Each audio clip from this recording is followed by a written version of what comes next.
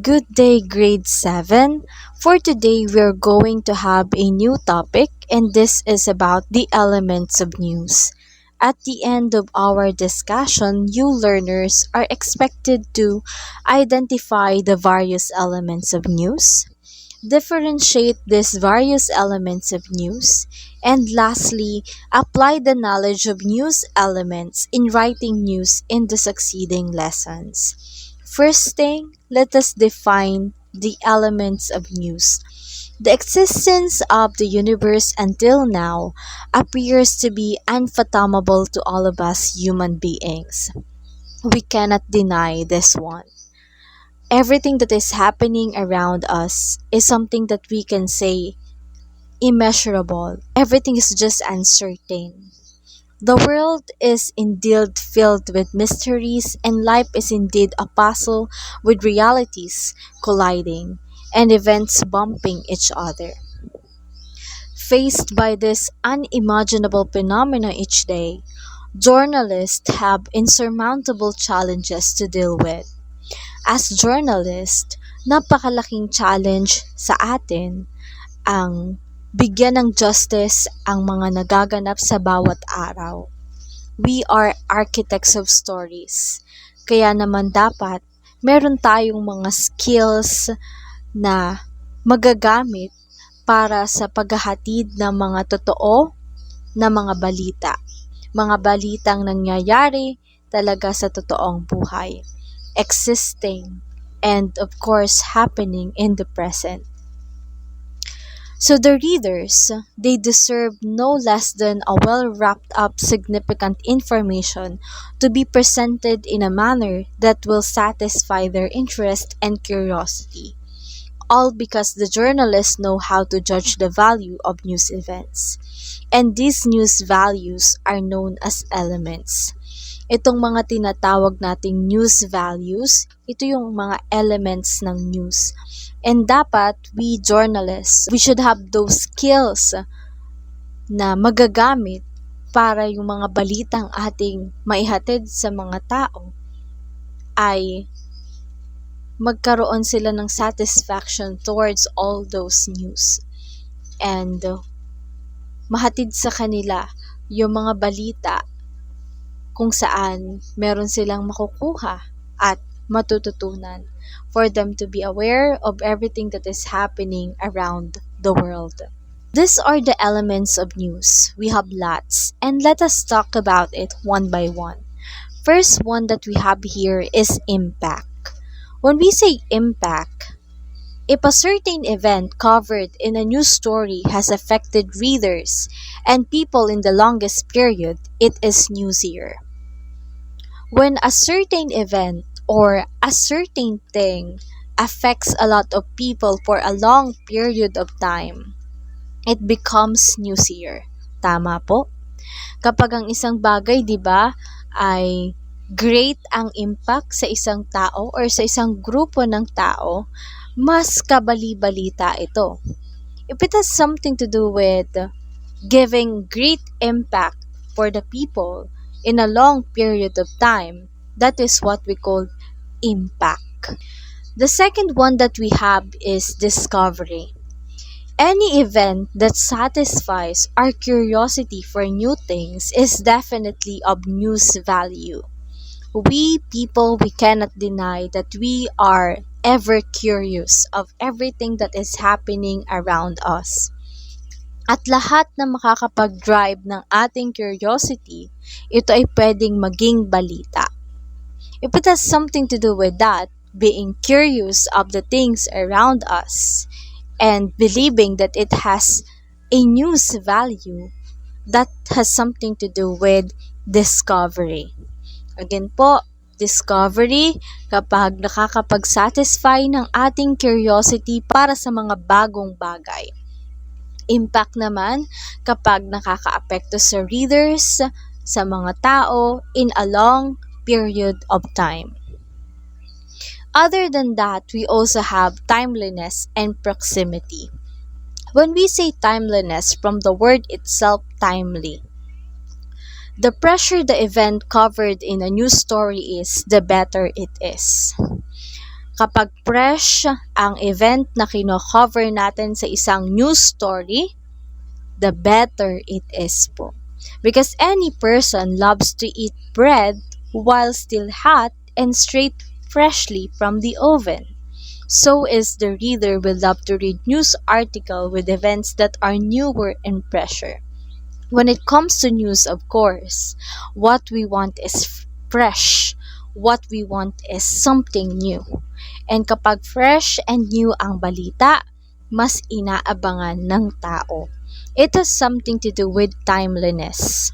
The next one is proximity. A reader will prefer reading a news story with an event that happens in his neighborhood than an event that happens in the other town. The closer the event is, the newsier it is.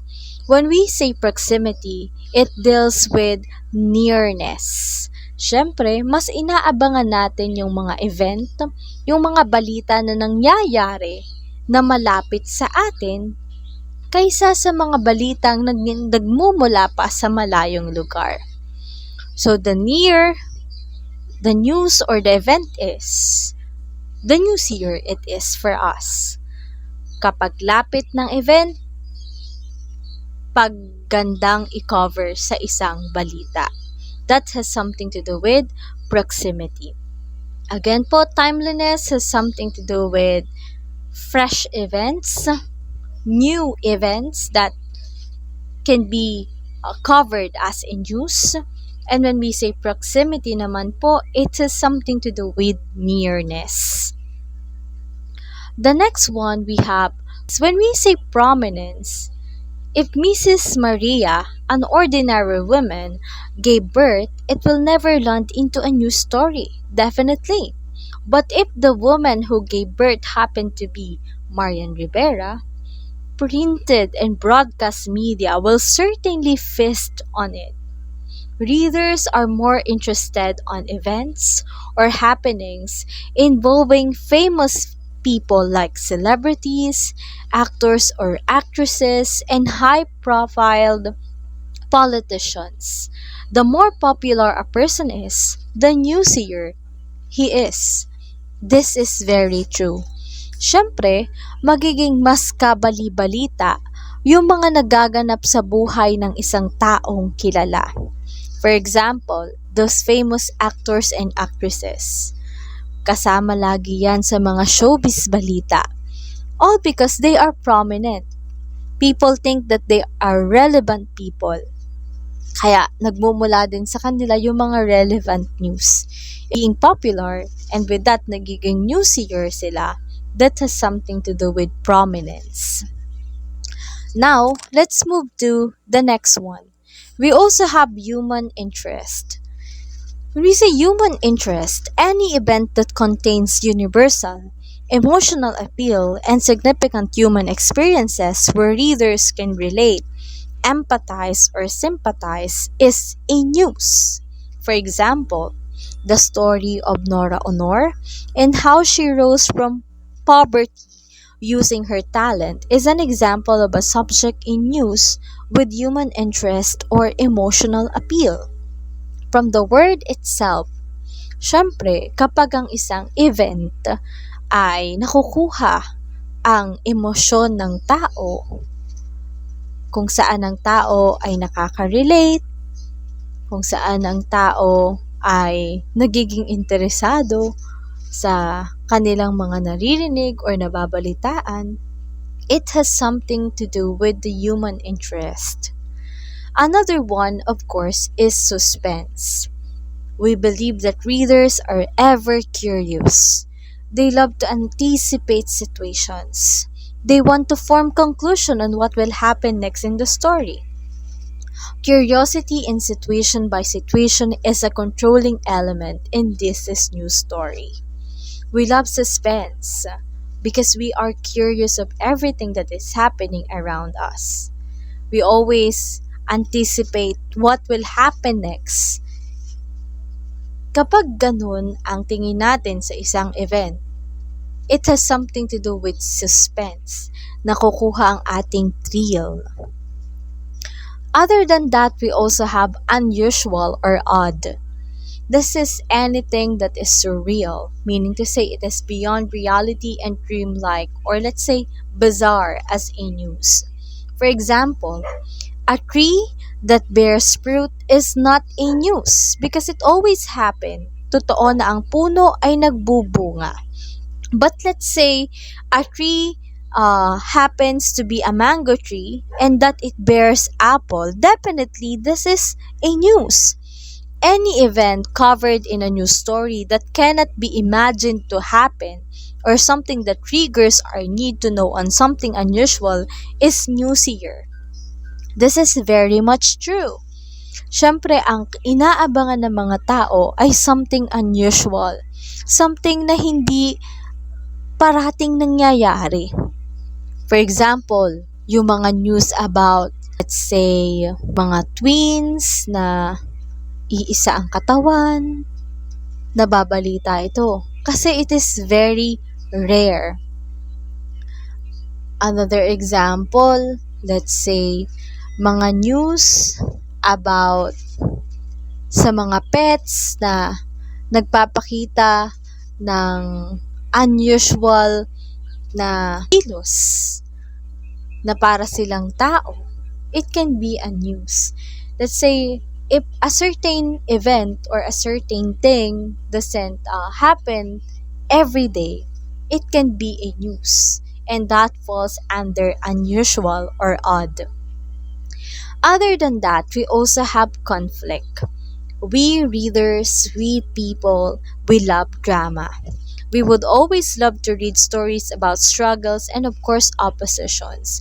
We love stories of people, like, let's say, they are coming from a very low profile, and then because of their skills, their abilities, because of their perseverance, nakakaahon sila sa buhay. We love that kind of news. We love that kind of drama. And if it has something to do with like that, with how people overcome things, it has something to do with conflict. Other than that, we also have progress. When we say progress, any stories about progress, developments, new technology, new gadgets, or innovations that can make the lives of men better and can make men overcome their limitations are always interesting. Part of progress, let's say, news about the Apple company. Tama po. Kapag naglalabas sila ng bagong model ng iPhone, ng iPad, it can be news. Same goes with other brands. Kapag naglalabas sila ng mga bago nilang produkto, it can be parts of news. Why?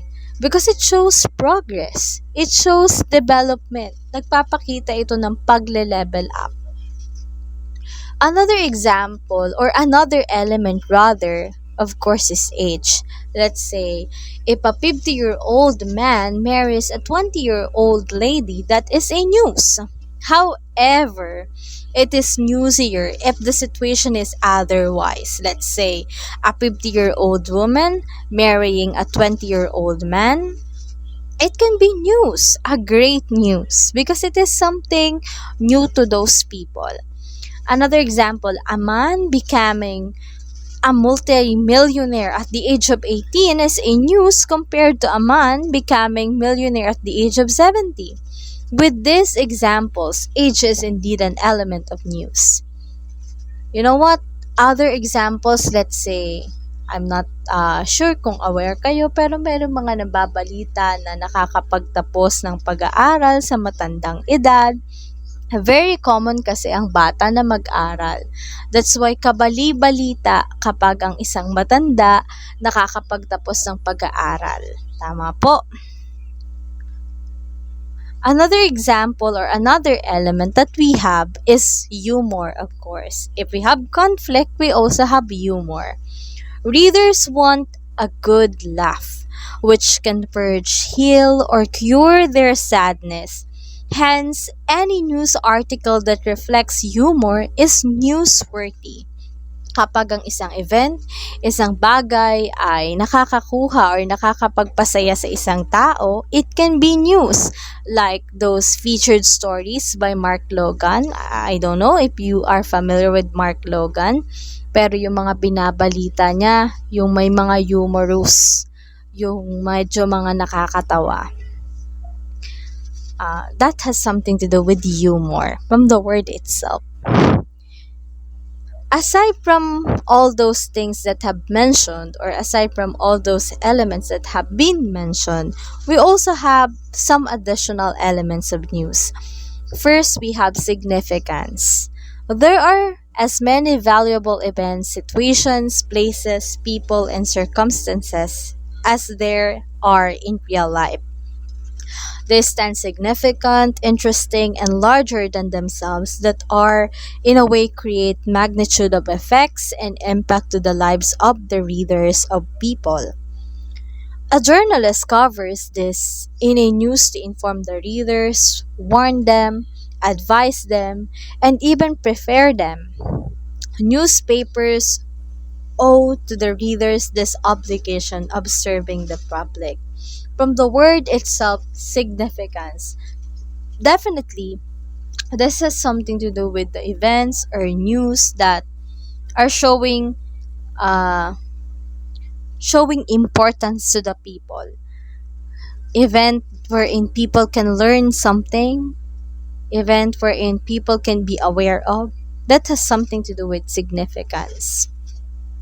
Other than that, we also have gender. Of course, very self explanatory.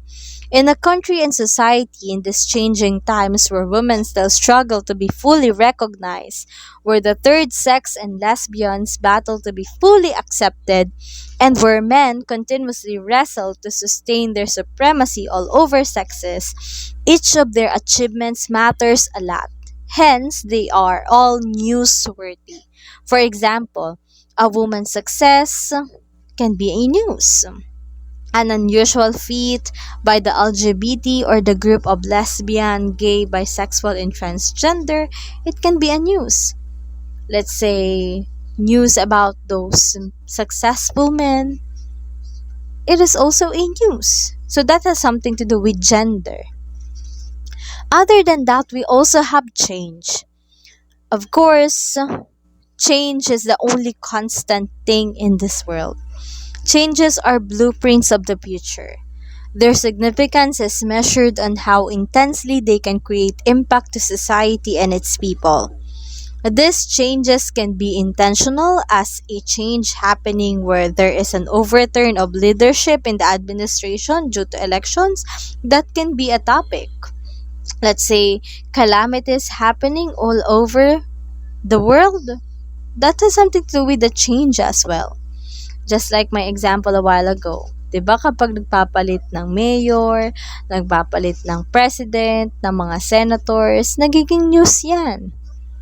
Same goes kapag may mga calamities na nangyayari which brings changes to us, to people, to the world. It has something to do with change. Other than that, of course, numbers. Any news story becomes believable and more credible because of the statistics provided by number.